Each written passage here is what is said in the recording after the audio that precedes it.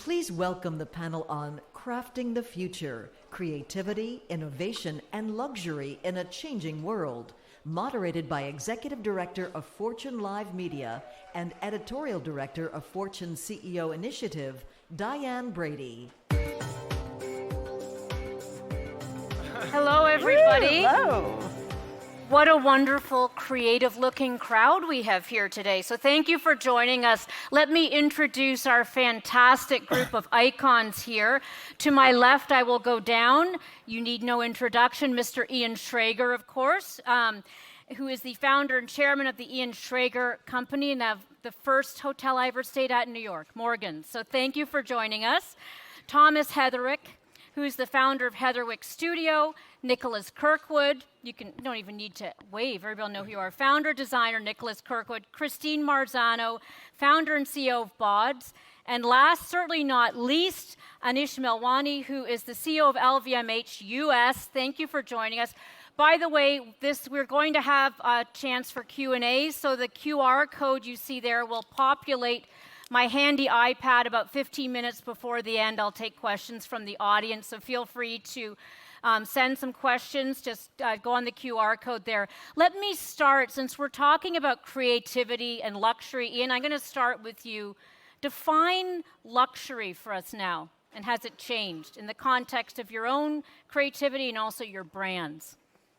Well, out of necessity, luxury is completely different today than it was 100 or 200 years ago, and it should be, because everything around us changes.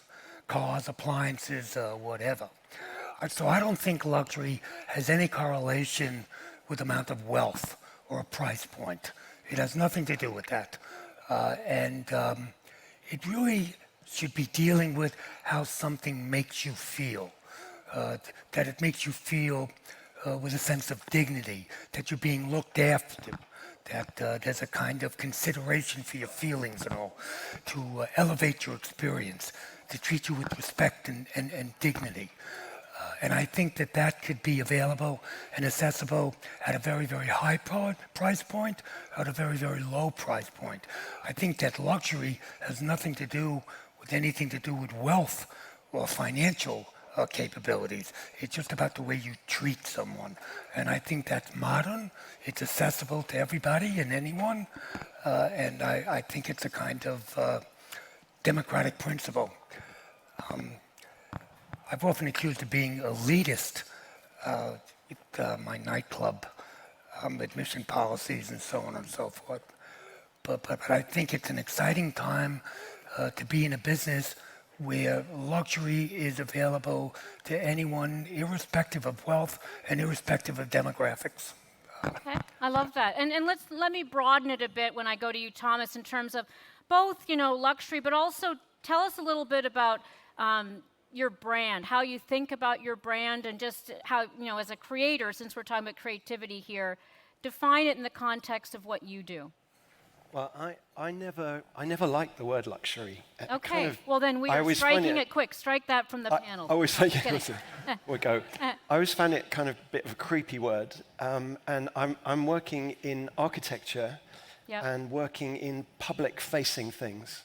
And it feels like we've had quite a crisis of, if you use the word luxury, unluxury in cities and towns, the public experience. We've got a lot cleverer at lots of things, but if you speak to most people, they'll define public new places as characterless, soulless, and sterile, and bland, and all these words. And so we've got the digital revolution's amazing because its genius is it manages to make you stay at home to work, stay at home to do your shopping, stay at home to study, and all these other things that you stay at home to do. And so public life is now in jeopardy. We're working in Korea, where there's the lowest birth rate and the highest suicide rates in young people. And it feels now, more than ever, that we have made unhuman places, and we have, 8 billion people on the planet. But every one of those people thinks they're special. and you've got a problem if you don't think you're special. But we've had environments that haven't treated us. It's like a mental health crisis that we've had. So I'm very interested in actually the essentialness of recognizing the beyond the minimum that we all feel we have. I remember hearing about I've probably got my facts slightly wrong, but the nano car, the Tata Industries car. Someone was telling me about this amazing, cheapest ever car you could ever make. And it was amazing for $1,000, but it didn't take off. And the story I was told was it was the version just up from that was selling better, because nobody wanted to define themselves. It was like a symbol of you have the least on the planet. Yeah. So everyone wants to feel they're more than that. So I think there's a mental health dimension. Public life needs us out of our homes together, and it's not luxury to think of public benefit. Well, it also gets to the sort of the connectivity, the emotion you're talking about. So I think I love to bring that into the conversation early on. Let me move to you in terms of how you think about it. Luxury is very much a subjective term. Like, what might be one person's luxury may be another person's normcore. Yep. And it's definitely something that over the years, has evolved. You can, across many different kind of categories. So you can imagine, 15 years ago, you would never see a wonky carrot in a department store. Now that wonky carrot is probably sold for $5 at Erewhon. And it's because our perceptions of what is sort of desirable have evolved. And that would be the same the other way around as well. I think of you as luxury. Am I wrong about that? No, I'm obviously I come from sort of luxury, and I think it is. I think it really comes down to two things. It's the idea of how do you deliver desire, and that desire being just something that is more than what would be considered standard. And why is it desirable? Is it desirable because it's just that step more interesting or better quality? And and I think to kind of cultivate that energy of desire is a kind of core aspect to sort of defining luxury. I think the other aspect is really how you execute on that. On that sort of desire, and that needs to be done to a sort of certain level of what would be considered excellence of the day, and whether that is in the product itself, whether it's the quality of what you make or the service in which is sort of surrounded. It's all of these elements is what really brings that element of desire, and essentially leaves the customer wanting that. I love that. Christine, I want to tell us about BODS, because one of the other elements we're incorporating here, of course, is the impact of AI, technology. Tell us a bit more about your model and how you're thinking about this. Sure. Well, I think luxury from a fashion standpoint, it's aspiration, right? What is luxury? It's aspirational. And it's oftentimes an emotional experience, but it's rooted in tradition, it's rooted in craftsmanship, it's rooted in fine materials. And often when you put on a piece that is a luxury piece, you, as the buyer, have an emotional experience. You feel empowered, you feel strong, you feel pretty. Whatever that emotion is, it does evoke an emotion in you. But what has happened with e-commerce? Is that luxury? If we're talking about luxury in that way, absolutely not. How many people here have shopped online, bought 2 sizes because they had no idea what size was going to fit, got them shipped to their house in a not sexy piece of packaging, opened it up, tried it on at home, realized that both of them didn't fit, put them back into the box, and spent a Saturday staring at a brown box tape and a bunch of return labels? I think that that's happened to the majority of us here. And that's not luxury in my eyes, or I think in anyone's eyes. And so we created BODS, which is a 3D and AI-based software that does digital try-on. And we embed into luxury websites so that the customer can try on clothing before they buy it. And if you look at the amount of money that these brands are losing in returns, whether, the amount of packaging, the back and forth shipping, free returns, which a lot of brands are getting rid of now, it is a huge loss from a financial perspective. It is also not sustainable. None of this back and forth shipping is a sustainable way to do business. So there needs to be, if we're going to continue to grow e-commerce, and we want to continue to have luxury in that, there need to be more tools in there that allow people to have more information before they buy the product. Excellent. So, Anish, we're talking about creativity, innovation, and luxury. Obviously, LVMH, you've got a huge stable of brands. What is changing in your mind? I mean, give us some sense in terms of, obviously, we're defining it here, but you have multiple brands, and tell us a little bit about how the consumer is interacting with that. I think, as other panelists have said, the world is changing, and creativity has to evolve. And I think the beauty of luxury is the creativity in luxury leads the market, right? It's at the cutting edge, and that's what then inspires the rest of the market. But I think what's important is to go back to what doesn't change, which is, and I've heard it articulated here before, I've always argued that luxury is connected to the underlying human emotion of accomplishment. And when you really get it right, you provide a product that a consumer, when they purchase it, they feel accomplished. That can manifest in different ways, but it's fundamentally a feeling of accomplishment, and it's an inspiration, right? It's why in our stores we'll have world-class museum-quality art, because art in and of itself is inspiring. We're not selling the art, but having the art in that environment creates this feeling of inspiration, reinforces that feeling of accomplishment.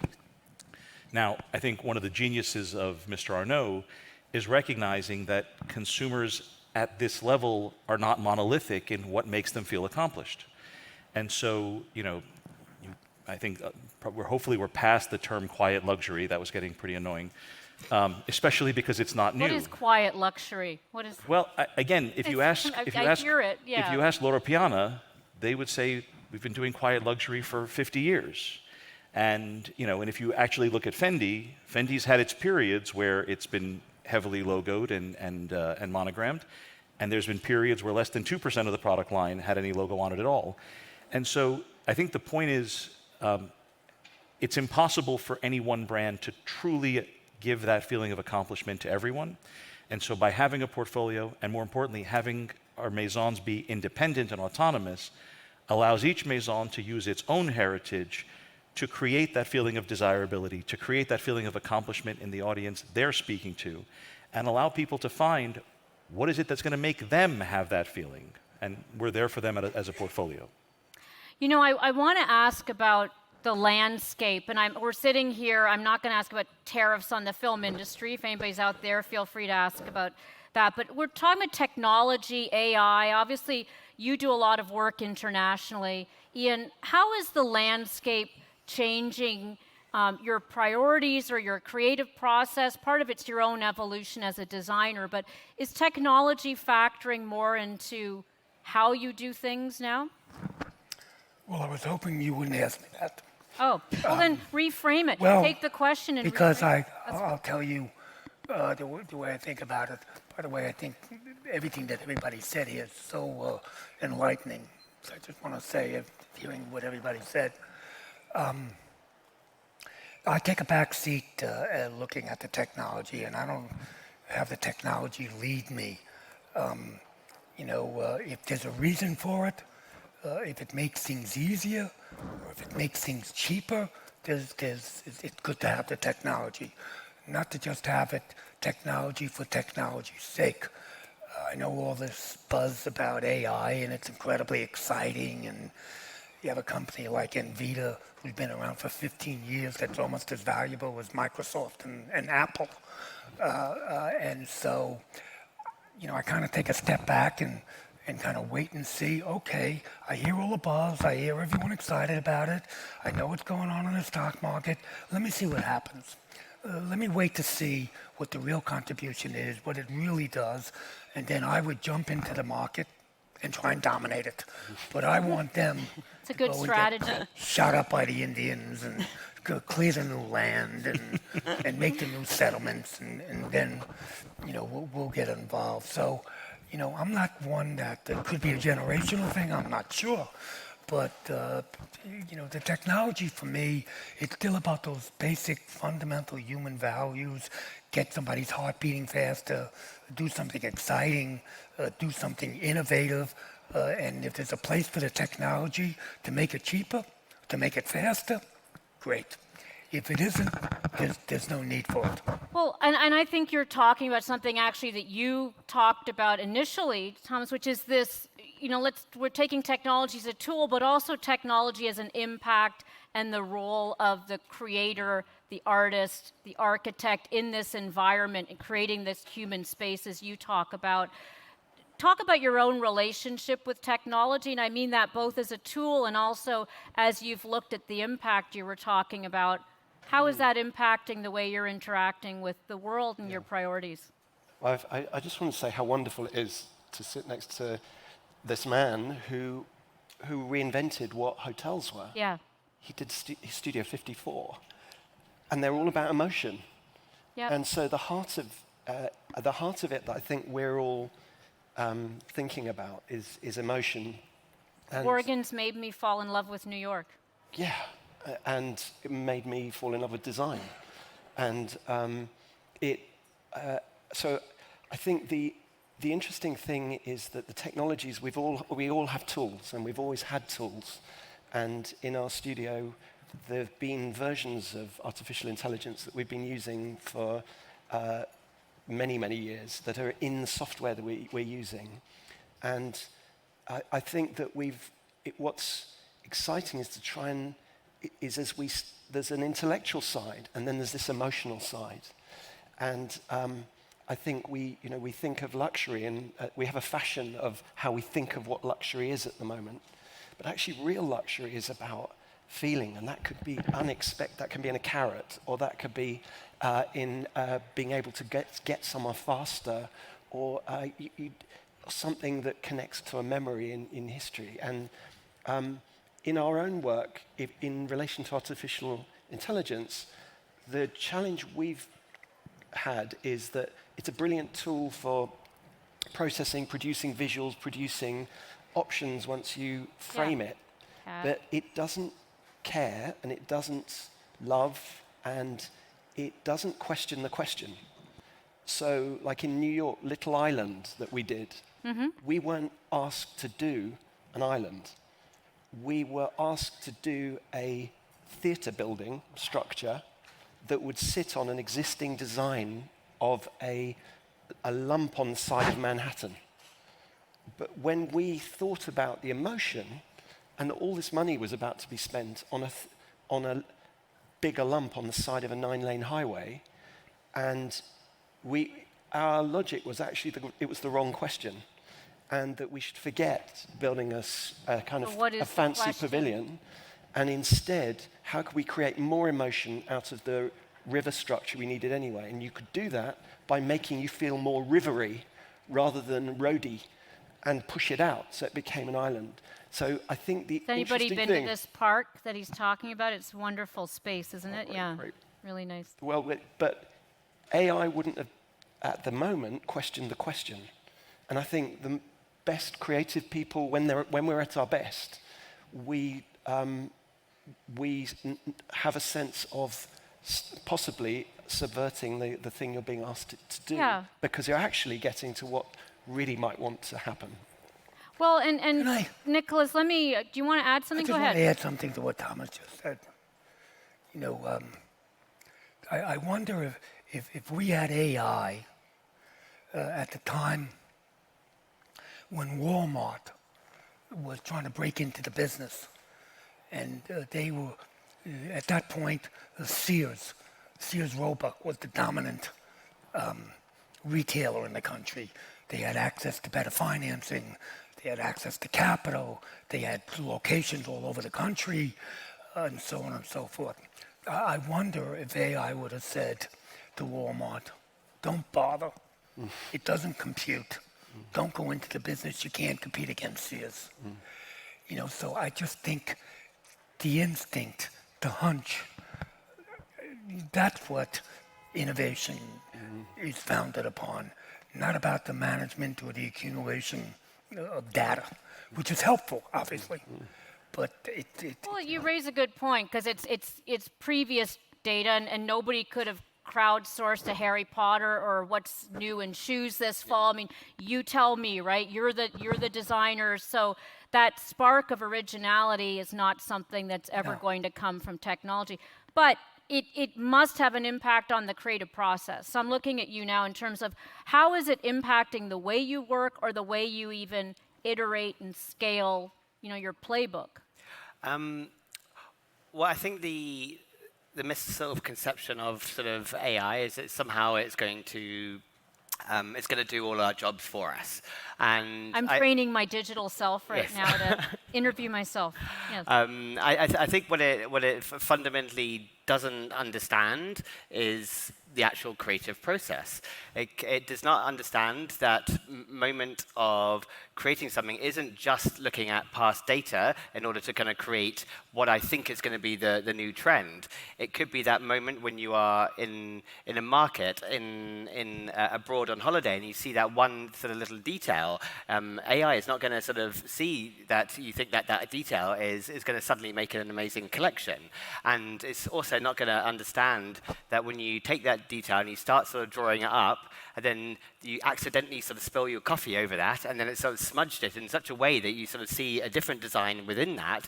That happy mistake is quite often a big part of the creative process. And so if you designate all of that to AI, it will not have those happy mistakes. It will look at the data, and it will probably give you exactly what the customer thinks they desire.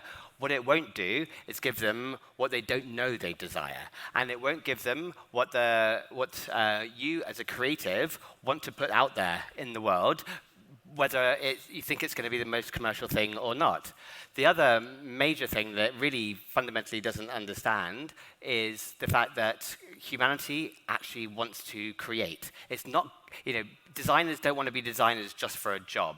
They want to do it because they fundamentally actually want to make something different, and whether or not they're wearing a shoe that's been completely designed by AI, they might say, do you know what, I don't like that shoe, I actually want to change it this way. And I guarantee you there'll be people who agree with that. So there's no way that it's going to eliminate the creative process. I agree. I don't think it's going to eliminate. And Christine, I'm going to look at you, because I feel like, are we separating too much? I mean, I don't think of AI has brought a whole new level of tools. It's empowered people to be creative who aren't, in these seats necessarily. I can make movies. I can do all kinds of things now that maybe I would not have had the talent to do, but I've had the imagination to do. Christine, how do you think about this in terms of the conversation so far? And obviously, you're using this as a tool to help brands engage people better and create a better customer experience. How do you think from an innovation point of view? Yeah, I mean, I agree. Creatives are going to continue to be creative. There's nothing that's going to stop them from doing that. And I think that AI is just something that is going to continue to revolutionize the toolbox from which creatives work. And I think that the people that are going to forge the future of fashion are going to be creatives that are able to use these tools, but use them with taste, use them with EQ, and use them with cultural knowledge and things like that. Because if you have all of this data, but you're not using those things, I don't think it's going to be appealing. Also, I think that when you look at AI in particular, and I work a lot in AI. The company I worked at before this, we used lots of AI in the post-production for film space. The more you understand about AI, which we don't understand a lot, I'll probably eat my words in 5 years, and maybe we'll have sentient AI. I have no idea. But as it stands right now, it is looking for probabilistic patterns in big data. And what is fashion? What is art? What is luxury? Those are not probabilistic. They're not the averages. They're the outliers. They're the mistakes. Most of the iconic fashion moments that you've ever seen have been the mistake that happened at 2 a.m. in the morning the night before the show. So those things, when you look at LLMs, they're smoothed out. They're sort of, but those rough edges and the messiness and the irrationality that happens in creativity and in creative industry, I think is still going to remain. And you're not going to have that in the mass market stuff that's being, made and built that maybe is going purely through AI channels. But what is good about those is that you've lowered the barrier of entry so that people who never would have had an opportunity before will have the opportunity to start. And if you look at those tools as interns, let's say, that's the level at which they kind of are now. Will they get better? Sure. But you will still need that visionary, that creative director, that person who has the taste, who knows what it feels like when you put on an amazing piece of fabric, or someone, we've all, or all the women, we've been there. We've danced until 4 in the morning in shoes that are ridiculously uncomfortable. Why? Because they're fabulous. And AI is not going to tell us to do that. So I think if we think about it that way, it's not doom and gloom. It's not, oh my goodness, this is all, going the way of some robot, telling us what we should do, creating things for us, et cetera. But they are tools, and I do believe that if you're coming out of school now, if you're going into the industries now, and you do not know how to use any of these tools, you are at an extreme disadvantage. You should still be creative. You should still understand history. You should still understand art. You should still have all of that background knowledge, but you should also understand the tools, because if you don't, your voices are not going to be part of the creation of those tools either. We need creatives in the creation process of those tools, because when they're coming straight out of Silicon Valley, they're looking for optimization. They're looking for efficiency. They don't understand. Like an architect knowing CAD way back when, maybe. Is that a good comparison, perhaps? I mean, let me go on to I want to talk about technology, of course, what excites you, but I'd like to hear what excites you as well on the innovation front, because I feel like you've got a good broad view of the landscape as well with the brands that you oversee. How are you using technology? And let's not, I think we agree it's a tool. It's also something I'm sure that you're seeing people do a lot of innovative work with. And this is really a panel about creativity and innovation. It's not a panel per se about technology. Well, I think first, just one thought to build on what everyone said here. Aside from all the elements of what AI is and isn't, I think there's something about AI that is similar to previous generations of technology, which is, Christine said, lower the barrier to entry. Another way to say it is it raises the performance of the average and the bottom, right?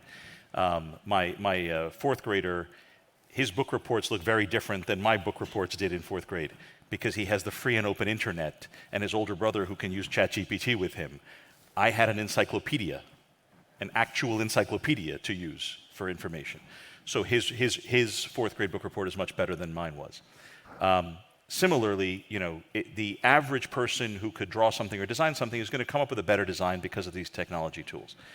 I think the things we have to be careful of is sometimes technology can give you too much. So I've heard, we've had some of our studios using AI to create mood boards. And it used to take, a team of assistants. Nicholas, you know better than me. It would take them a few days to put together a mood board after a few conversations. Now it takes 5 seconds, and you can have 500 mood boards. Because we can have 500 moods. No. But 500 mood boards does not necessarily yield anything better than you had before. I remember this prior to this industry, when I was a boring consultant. The computing technology made it so you could run every single scenario of a business model, which didn't tell you which one was likely to happen. You just had every scenario, right? It didn't actually get you to a better outcome.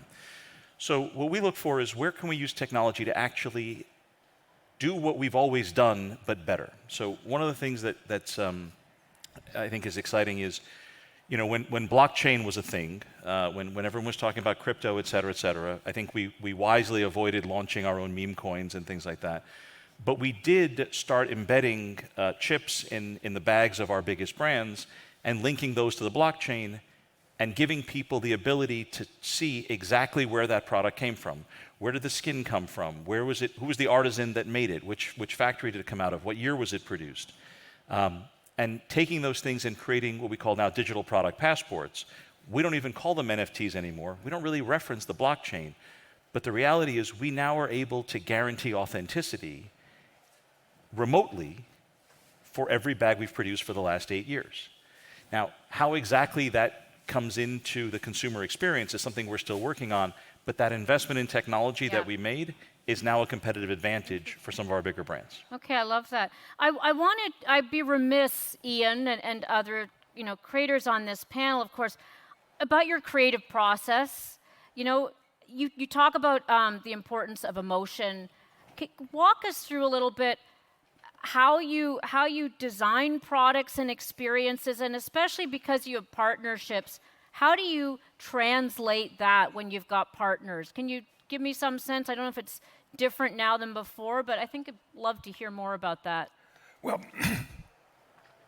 when you have partners and when you have clients, you have to try and make sure that they support the effort, because it's a little messy and it doesn't follow a logical procedure. But not to oversimplify it, but simply say that I think there's a consensus and a collective consciousness with everyone. And so let's say that most of those people are in the box. And I think when you're creative, you're outside the box. And because you're outside that box, you see things other people can't see. And you get impulses and react to things other people don't react to. And because you're outside that box, which has advantages and disadvantages in life, but because you're outside that box, it appeals and resonates to everybody inside the box because they don't see it that way.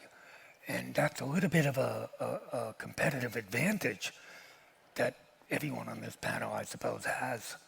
We just see things differently. We get impulses differently. I remember, I might see two great singers, two great musicians coming out of an unlikely state like Minnesota, which happened in the past, by the way. And I would say to myself, raise your hand. No. Wait a minute. What's going on in Minnesota? Is it the water they're drinking? What's happening there that these great musicians are coming out of there? And that's the kind of thing that I think we kind of connect the dots that other people can't, or other people don't do. Maybe because they're afraid to do it. But I think that's the basis and the fundamental reality of everybody creative. A willingness to fail, I suppose. A willingness to take chances, a willingness to do things that hasn't been done yet. And I think that's the part of my career that I enjoy. That makes me get up in the morning, rather than being just a bean counter and maximizing wealth. So I think we all have our own methodology.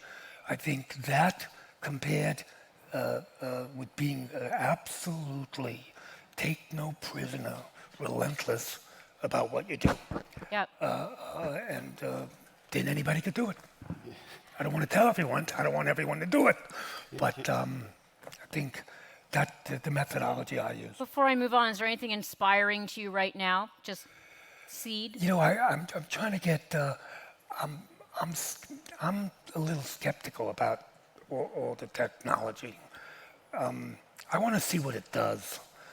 I want to see how it helps things, and it makes me just say to myself, stick to those tried and true things that people react to, those emotions that resonate with people, and don't be distracted and go off on this technology road, which I'm just not sure what does yet. Yeah. Talk about your process also. What's inspiring to you right now? That's one of and the questions are coming in, by the way. There's the QR code, but that is one of the things that's being repeated is the inspiration and the process you've had. When I was at college, I went to the Royal College of Art, and it was really hard to get in there. And I remember sitting there on the first day, and everyone was sitting there thinking, well, I got into the Royal College of Art, I must be brilliant. I'm done. And you'd look, and everyone's kind of alone, trying to be brilliant. And I thought there was something wrong with me, because, I could design, but it was like a long, slow process.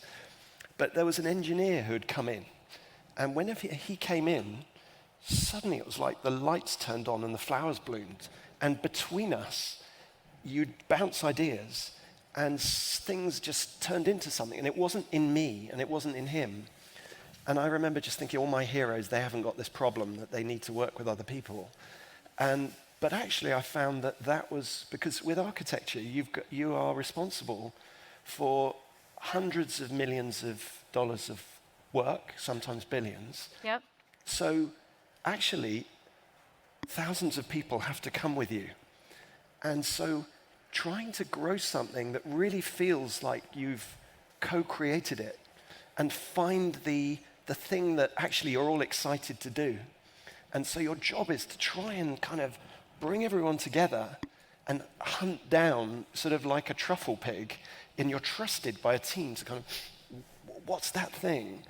And it's the hard, you're always doing a harder thing. There's always an easier way. But I found that if you really are relentless, as Ian's saying, in finding something, it's actually easier, because everyone secretly is a bit bored. Everyone I like the wants idea of to it do being something special. Yeah. And so actually, if you can find the thing that the steelwork contractor would love to be able to tell their grandchild, and the planning permission people sort of think like, oh, that really, that would be fun. And gradually you sort of have a coalition, and it's the growing of those relationships. That's the real thing. And creativity is also overrated in the conversation, as if you sit there and the actual real test the moment comes is you always are over budget. You're always so it's actually how you cut the cost down, how you make something that can meet the code, and that's where the real creativity is, not becoming jaded and hardened, but being optimistic and coming back and coming back. So it's this sort of process that you're going through, rather than single inspiration that you throw to a team. How about for you, Nicholas? I'm imagining it's a bit different. Do you have the engineer? Is it very collective for you as well right now? And what's exciting to you? Yeah, for me, it's, I sort of spent almost 20 years, developing shoes, making shoes in really the most sort of, traditional sort of way, in the most sort of beautiful artisanal sort of factories, and I very much love that, and is how I've sort of grown up, only kind of really understanding this. I think kind of lockdown had a real sort of fundamental change, and a real sort of time of sort of reflection, and sort of trying to sort of understand maybe what the sort of future could really sort of hold. Because I was very much doing these sort of making things in the way that things always had been, but fundamentally not really ever tackling some of what I seem to believe were some of the biggest challenges that really faced particularly the shoe industry. And so the challenges themselves is something which I really sort of spent a good part of the last sort of 4 years really sort of like tackling, to find a completely new method to manufacture shoes. And the challenges that I'm sort of talking about are both environmental. It was something that I didn't really have a huge sort of understanding of before, but I really decided to really sort of try to understand the type of impact that I was sort of having. And considering 24 billion pairs of shoes are made every single year, pretty much 24 billion pairs of shoes. 24 billion pairs of shoes. So that's, just to divide that up, that is an insane amount of shoes. And virtually none of those will be able to be recycled. They will pretty much all end up in the environment or in landfill. And so, and the footwear industry itself is responsible for 1.4% of all global emissions. If you're considering that as just one product out of the millions of types of products there are, this is something I really had to sort of address. So that, along with the time it takes to manufacture anything, the risks of supply chains, and now, of course, the threats of sort of world tariffs. I basically I've come up with a completely new method to manufacture shoes, which essentially eliminates all of these sort of aspects. Including tariffs. Including the tariffs. Oh, there you go. Come up afterward if you want to hear about how to deal with tariffs. Christine, I'm going to pivot a little bit, and I love that you're bringing impact into the conversation, because I think that's something we think about a lot with luxury and just where we channel our creativity. Now, Christine, questions have come in. Really, it's almost advice to marketers, and I think part of it was, your own experience as a consumer, but it's really about how do you think, where do people get it wrong in terms of brands and how they interact with customers, and what advice do you have to people who run brands in the crowd and on stage here in terms of the steps they should be taking with regard to engaging with technology? Obviously, you're one part of the puzzle, but you also come from a background where you know about this. Any thoughts in terms of advice, because everybody's curious about technology, we all have various projects, but it's not yet changing the model and essence of what we do. For sure. I started this company, and it is 3D based in visualization before the wave of NFTs and all of that happened. And when that came around and that started, I had investors on my cap table who were asking, why are you not making NFTs? Why are you not going after that? Why are you not doing it? It looked like it was a really great way to make money and make money quickly. And there were other people that were in the same industry as me who did take that route. And I sat on other panels at that time and said, I do not believe in NFTs. I understand the actual technology behind them, and there's a bunch of reasons and this and that. But I was one of the few people that was saying that at that time. And I think that's only to say, not that I was a visionary or anything like that, but that I believed in the product that I wanted to make.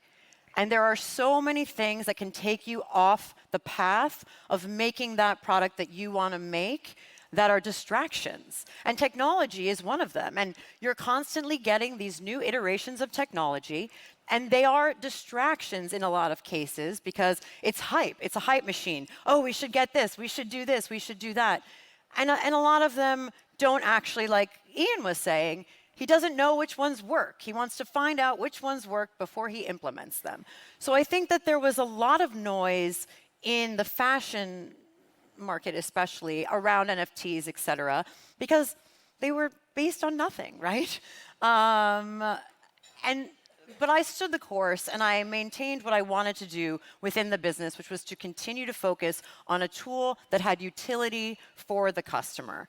And I think that if you have your own brand, or if you're thinking about technology and how to use it within whatever you're doing, get into that technology. Look at it a little bit. Technology seems super scary, but it's not, actually. There's a lot of words and there's a lot of things that maybe put up a barrier before you get into it, but I didn't come from technology. And I just went, you know what? This can't be as crazy and difficult as people say it is.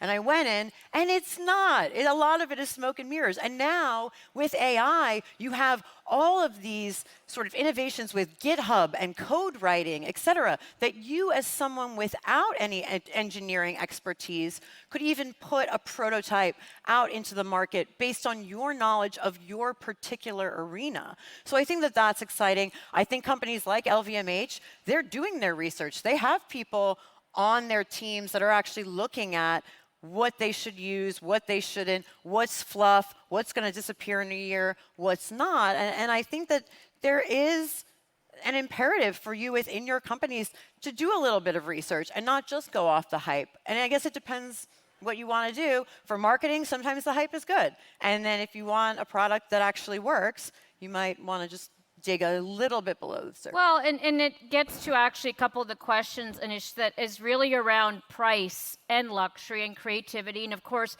we've seen prices go up in many spaces, as you know very well. How do you think about that right now in terms of, obviously there's the term affordable luxury, but give me a sense of how do you think about pricing, the evolution of that, and, obviously it's a science and an art as well, but some insights, are we hitting peak price on some of these things, or it'll continue? Well, I'd say it this way, if we have hit peak price, that means that's a very bad sign for the economy. Right, because deflationary cycles are terrible. So let's all hope we haven't hit peak price. But I think, true luxury, right, and the way that we think about it at LVMH is where there's genuine scarcity underneath. And what that means is it's actually hard to make this thing. Nicholas knows about how hard it is to make shoes at really high quality. There are only so many materials. I mentioned Loro Piana before. They buy their fibers directly from the farmers in Mongolia or in South America, and they use electron microscopes to pull out the best of those fibers. And the ones that don't meet that standard, they make into textiles that they sell off into the wholesale market, and what they use is the absolute best of that.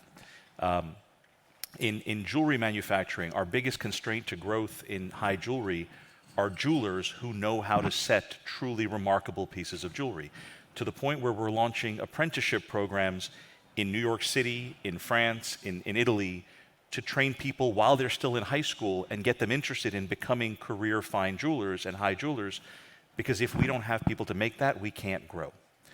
And so, the people will always want the look for less. People will always want that quality, that creativity, that craftsmanship for a lower price. That's just a natural feeling. But if you are actually making products that have genuine craft, genuine scarcity, that are genuinely difficult to make, then the pricing is about matching that to where the demand is that you can actually fill. And I think it's what distinguishes luxury from other forms of what I would call false scarcity. And I think the streetwear movement, and I'm a big fan of streetwear, not that you'd know it from my current attire, but on the weekends I'm a big fan of streetwear.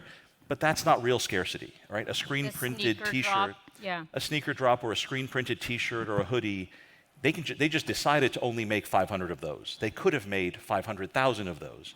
And so that false scarcity is, I think, where it's harder to justify price. When you have genuine scarcity, the price has to help match supply and demand. You're using was it? Basically the hairs they're pulling out. I love that. Fibers. We prefer to call them fibers. The fibers, yes, not hairs. That's why I'm in this seat and they're in their seat. Ian, I love this question. I'm going to ask it to all of you. It's easier to talk about bold risks than it is to take them. So how do you push yourself? How do you keep yourself fresh and innovative? And you can talk about the boldest bet you've had, but there's other bold bets to come. Being obsessed about and curious about every single thing.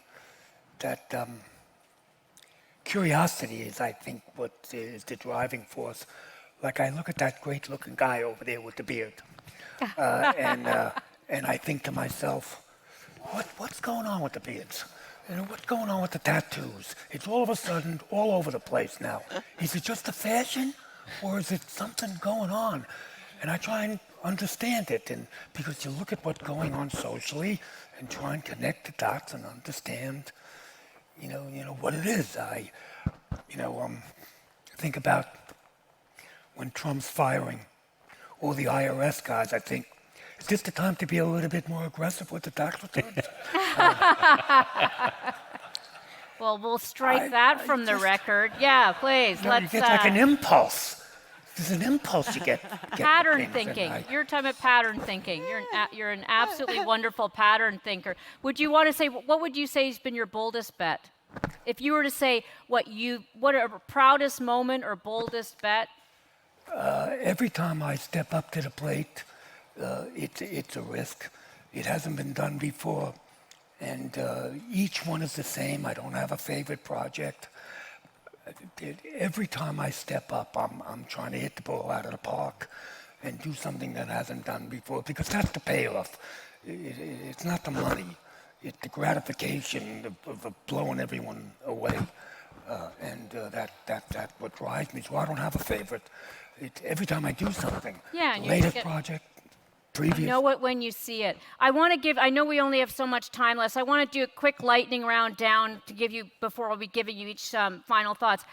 What do you do to keep yourself innovative, fresh, creative? I'm going to go to you next. Thomas. It sort of relates to what Ian was just saying. My studio's been going for 30 years.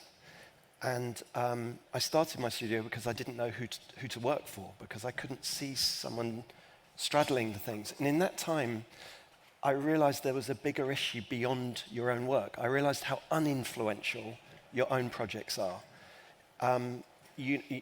Someone builds a special thing, people just carry on building boring things all around. And society, because they think, oh great, we've got a good view of an interesting thing. And actually, the problem isn't the 1% of things, the 0.0, the opera houses and the art museum. Yeah. They're always amazing. So I realized there's no campaign that buildings affect your mental health. Our industry has not seen itself as being in public service. And so I'm motivated to try to change the conversation for all buildings, not just my own ones. Yeah. And that drives you, and that inspires you in conversations, because actually the beauty of Ian just then was getting everyone together in the room. And we've got every reason to not be coming together. And we really need to see each other. And streets without shops, which we don't need the shops anymore, become scary and dangerous. I agree. I agree. I believe it's in the actually the village green. togetherness. We need to. It's not like, isn't it nice if buildings are nice? We urgently need the world to be designed around us for togetherness. Yeah, the power of the village green. Nicholas, how about for you? I mean, I think it's always the pursuit of your own kind of goals. And so it's Now we can hear you. I think just go, yeah. it's the pursuit of my kind of goals. And If you turn toward me, maybe that helps. If you like it. Yeah, there, okay. perfect. There we go. Okay. Yeah. Cool. So yes, I think it is. I don't know if it works. Perfect. Yeah, there.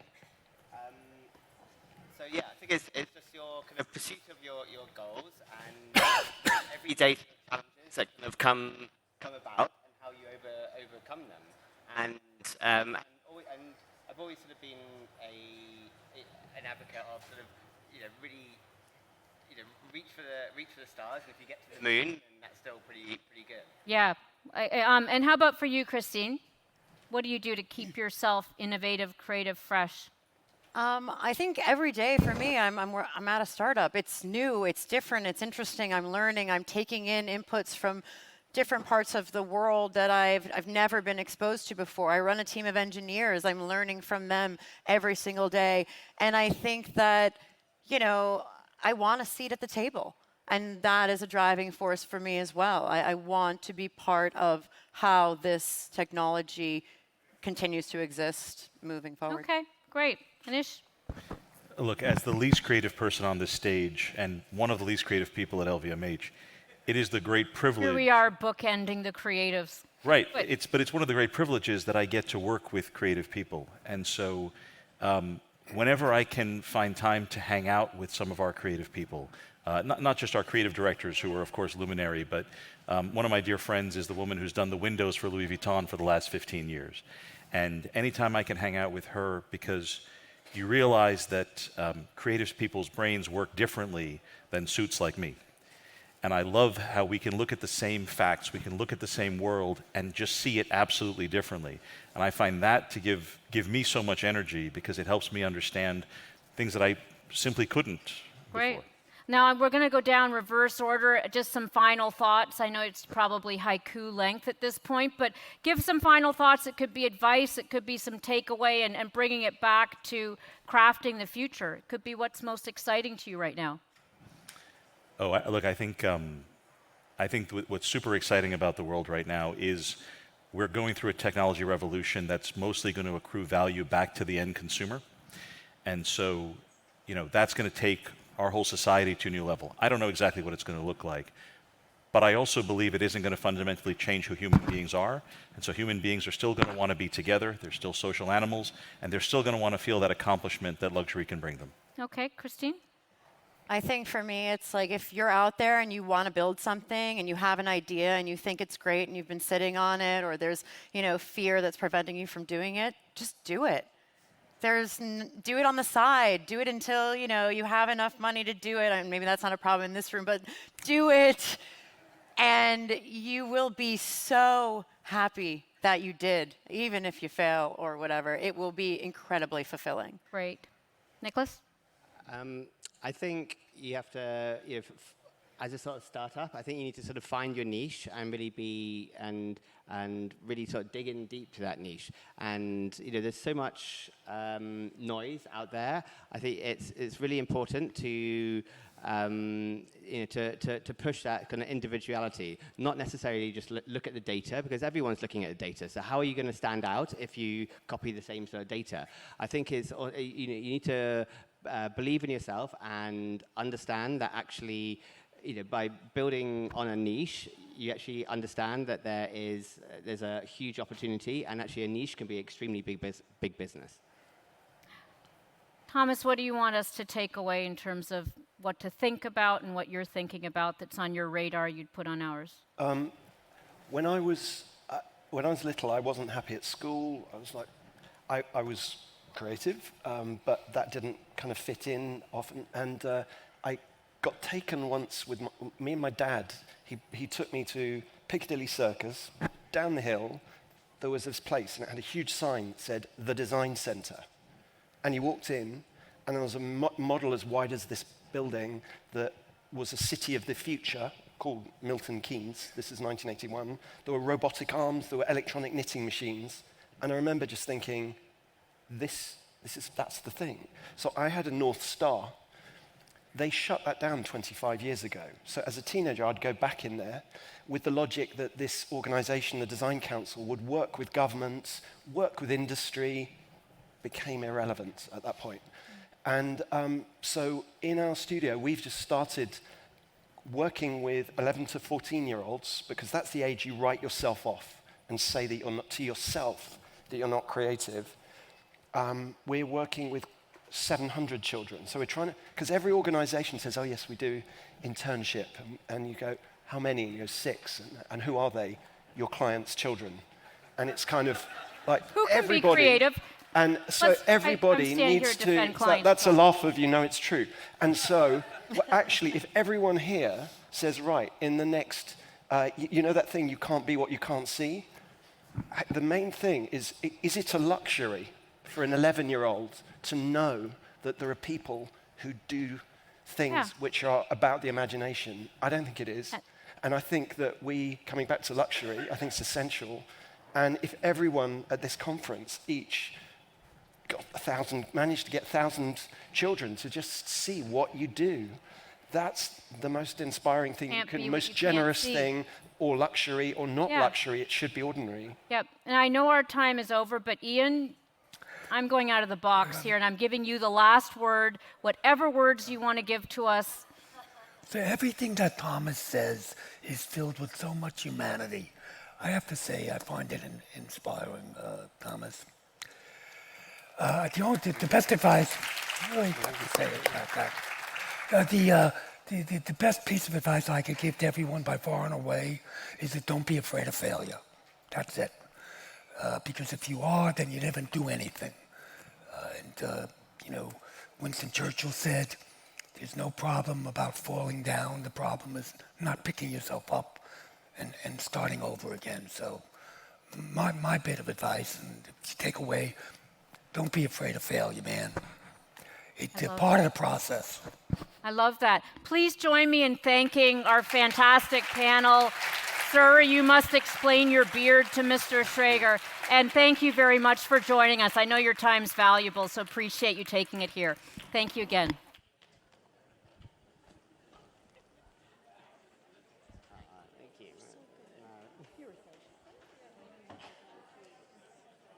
You're really good at this. Thank you.